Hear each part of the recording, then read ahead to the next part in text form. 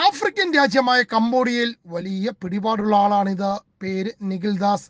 പാലക്കാട് ചിറ്റൂർ നീർക്കോട് സ്വദേശി നിഖിൽ ദാസ് പറഞ്ഞാൽ കംബോഡിയയിൽ കോൾ സെന്ററിൽ ജോലി ലഭിക്കും. പക്ഷെ മൂപ്പർക്ക് സ്വന്തമായി പാസ്പോർട്ട് പോലുമില്ല.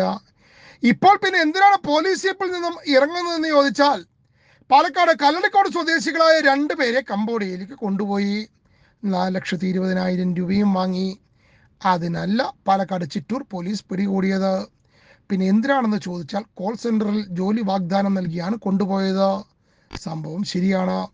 അവിടുത്തെ കോൾ സെന്ററിൽ മലയാളികളെ കബളിപ്പിക്കാൻ ഫോൺ ചെയ്യുന്ന ജോലിയാണെന്ന്. ഇത് പറ്റില്ലെന്ന് പറഞ്ഞതിന് ക്രൂരമർദ്ദനം ഏറ്റുവാങ്ങേണ്ടി വരും. ഒടുവിൽ എങ്ങനെയോ യുവാക്കൾ ബന്ധുക്കളെ അറിയിക്കുകയായിരുന്നു. ഒടുവിൽ ഇപ്പോൾ ആ യുവാക്കൾ കംബോഡിയയിലെ ഇന്ത്യൻ എംബസിയുടെ റെസ്ക്യൂ കേന്ദ്രത്തിലാണ്. അതിനാണ് പാലക്കാട് ചിറ്റൂർ SI ഷിജുവിന്റെ നേതൃത്വത്തിൽ പോലീസ് പിടികൂടിയത്. അതുകൊണ്ട് ഇനിയും കംബോഡിയയിലേക്ക് പോകാൻ ആരെങ്കിലും ഉണ്ടെങ്കിൽ ഇതൊക്കെ കേട്ട് മനസ്സിലാക്കിയാൽ നിങ്ങൾക്ക് കൊള്ളാം. അല്ലെങ്കിൽ ഇതുപോലുള്ള അവതാരങ്ങൾ വരും. നിങ്ങൾക്ക് തല്ലു മാത്രം മിച്ചം. ജീവൻ തിരിച്ചു കിട്ടിയാൽ അതും ഭാഗ്യം.